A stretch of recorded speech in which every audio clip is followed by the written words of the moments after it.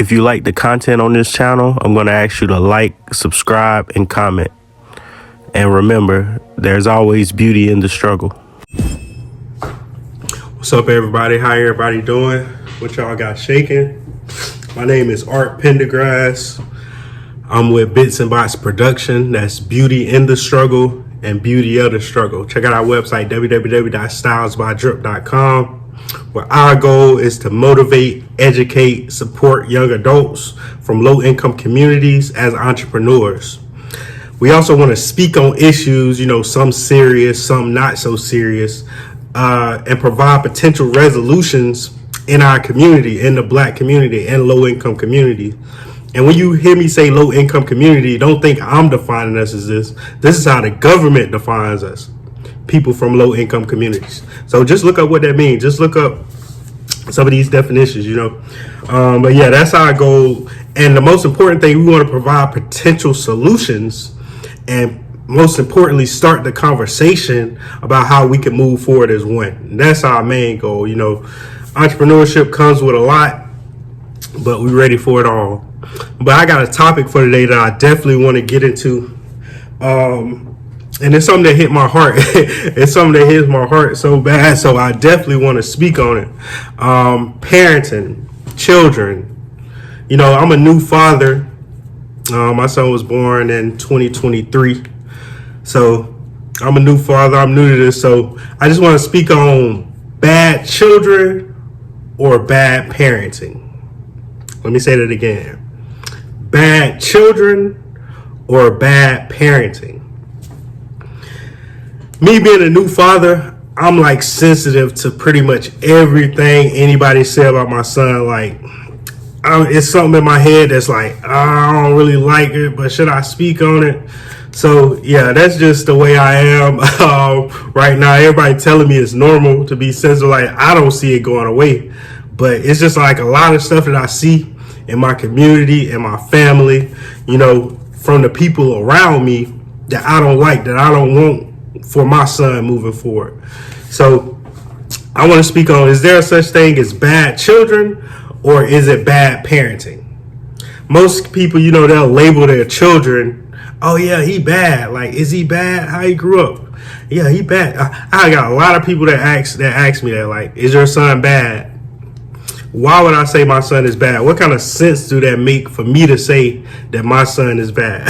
So yeah, just me being a new parent, like the reason I'm 28. So the reason I didn't have children early is because I wasn't in the right mental space. I was still young, doing young stuff.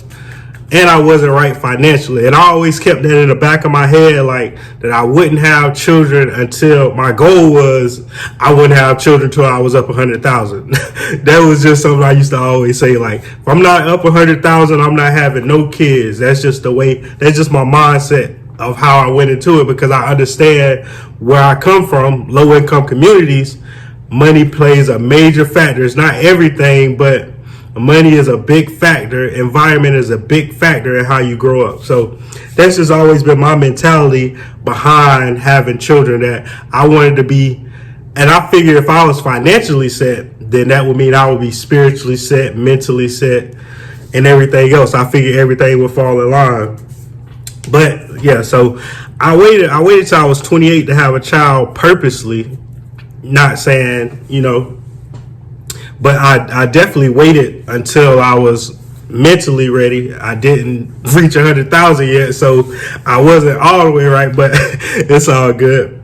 But I actually gave a speech at my baby shower, and I'm gonna insert the speech. I'm gonna insert a part of it here. I do appreciate everybody in here, and it does take a village. And with our village, we appreciate each and every one of you for everything that you do.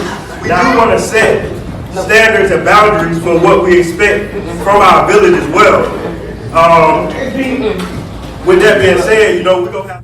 So yeah, that was the speech I gave, and I knew I had to get that speech because I understand that we come from families and we come from communities that follow tradition, and they want to keep it. They want to keep it the same way, and I just want people to realize, like, the same way that we've been doing things hasn't been working. Our children as a whole, I don't know how you feel about your child individually, but our children as a whole have gotten worse. And that speaks to the community, that speaks to the parenting, that speaks to all that.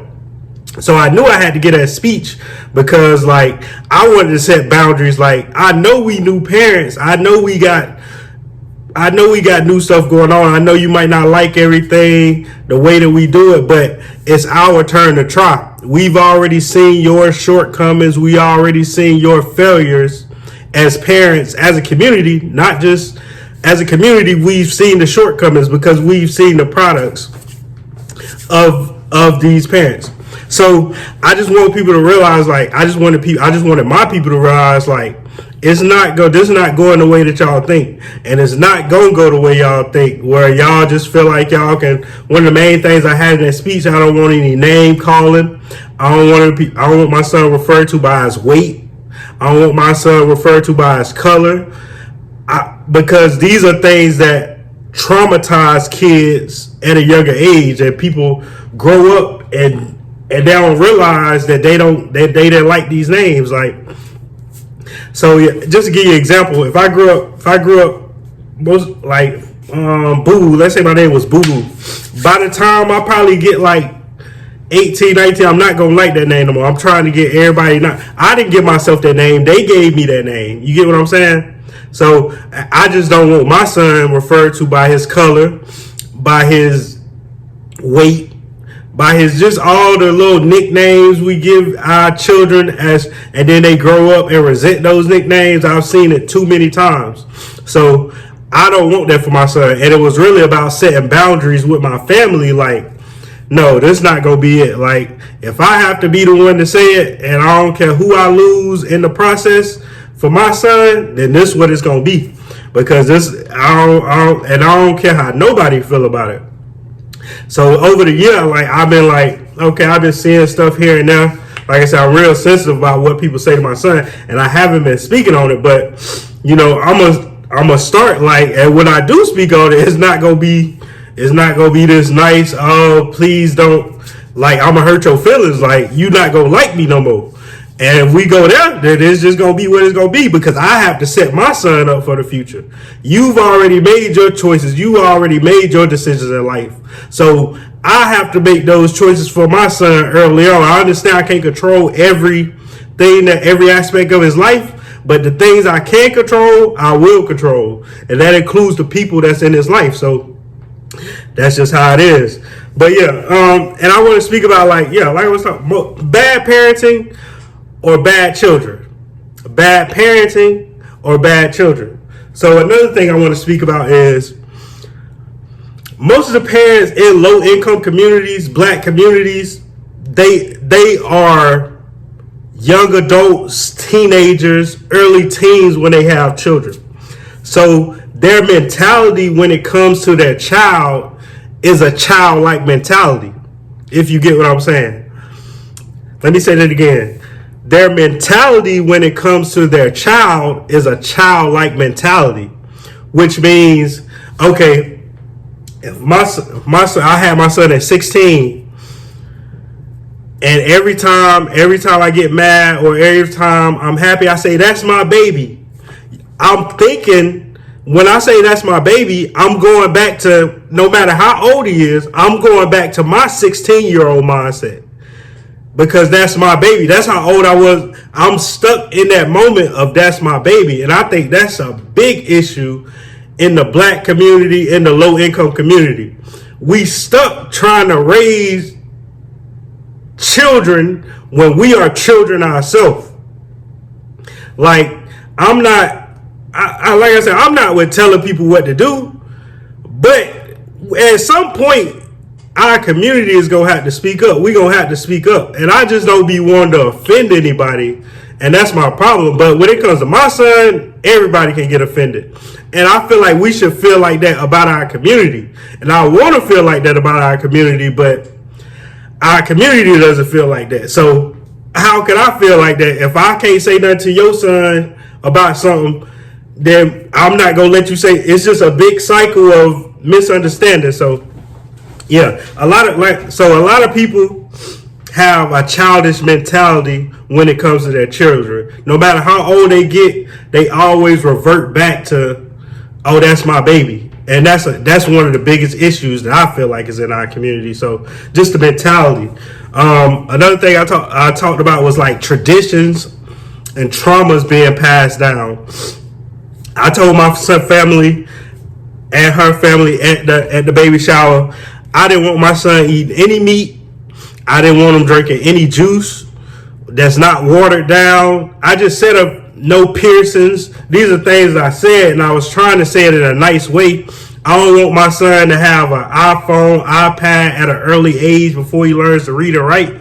Before he learns to especially read and associate different things, different items like physically before he can get on a tablet or a smartphone. Yeah, and I said these things because I understand like family trauma, family traditions that's being passed down are not good. Like me personally, I don't believe that diabetes is passed down. I believe your eating habits from your families, what your family eat, traditions at your family, these are the things that's passed down that lead to diabetes. It's not that you just ate something and, oh, I have diabetes inside of me. That might be true if it's over enough generations. It has been but when are we going to say, okay, maybe we need to change our kids' diet? And the first thing people say when I say I don't want my child doing all this is, well, you eat meat, you got a phone, you do all this. And I say that goes back to that childlike mentality. That goes back to, I want better for my son. I don't know about y'all. If I smoke crack, then I'm going to put my son in a position to never smoke crack in his life. You get what I'm saying? Like, that's just the way I'm thinking. So, and I got a question for parents, like, and this is a real question, like, are you your child's friend or are you your child's parent? Let me say that again. Are you your child's friend or are you your child's parent?